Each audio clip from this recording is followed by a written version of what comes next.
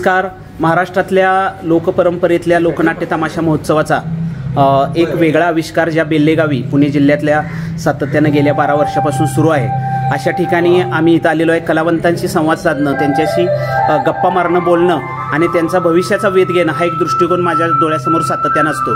माझ्यासमोर आता या लोककलावंतांसाठी वेगळ्या दृष्टीनं काम करणारं एक व्यक्तिमत्व आहे की ज्यांना काल संगीतरत्न दत्ता माडिक पुणेकरांना यांचा जीवनगौरव पुरस्कार मिळाला. ते असणारे रामदासजीराव शिरूर. आत्तापर्यंत 165 त्यांनी टेलिफिल्म काढलेले आहेत. तर तुम्हाला काल पुरस्कार मिळाला राऊत साहेब, आणि आता भविष्याचा दृष्टिकोन याविषयी आम्हाला एक 4 शब्द सांगा. नमस्कार, मी रामदास राऊत, तृप्ती फिल्म प्रोडक्शन. काल मला जो अण्णांचा जीवनगौरव पुरस्कार मिळाला, खरं तर त्या पुरस्कारामध्ये मी धन्य झालो असं म्हणेल.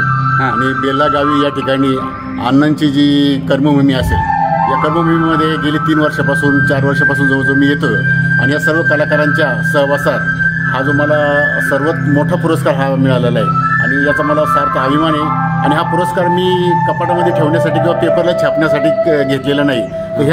ह्या पुरस्काराची उंची वाढवण्यासाठी किंवा माझ्यातली कला इतर लोकांमध्ये देण्यासाठी मी त्याचा सदुपयोग करणार आहे. आणि हे माझं उद्दिष्ट आहे की मला काय कलावंतांना संधी देणं, या काय पुढचा भविष्याचा माझा पुढचा फ्युचरमध्ये मी घुंगरू नावाचा एक वेब सिनेमा करतोय. म्हणजे जवळजवळ तो OTT साठी करतोय आणि तो 2 तासाचा असेल. ते सांगली जिल्ह्यामध्ये पार्लेकर सर असतील, आमचे बापाबाई असतील, आमचे राजेंद्र मोरे सर यांच्या सर्वांच्या मातंबर मंडळीच्या यांना विश्वासात घेऊन एक मोठी फिल्म करतोय.